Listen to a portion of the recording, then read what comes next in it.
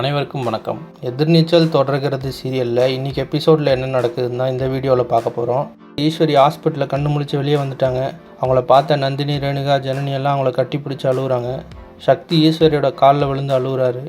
அப்போ டாக்டர் வந்து எல்லாருக்கிட்டையும் பேசுகிறாங்க. ஈஸ்வரிக்கு கடந்த 2 வருஷமாக நடந்தது எதுவுமே ஞாபகத்துக்கு இல்லை, கடைசியாக அவங்களுக்கு சக்தியோட கல்யாணம் வரைக்கும் தான் ஞாபகம் இருக்குது அப்படின்னு சொல்கிறாங்க.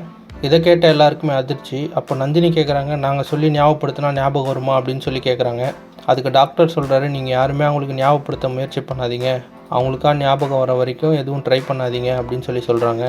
அதுக்கு ரேணுகா கேட்குறாங்க, பழைய ஞாபகம் எப்போ வரும் அப்படின்னு கேட்குறாங்க. அதுக்கு டாக்டர் சொல்கிறாங்க, 2-3 நாளில் வரலாம், இல்லை 2-3 வருஷம் கூட ஆகலாம் அப்படின்னு சொல்கிறாங்க.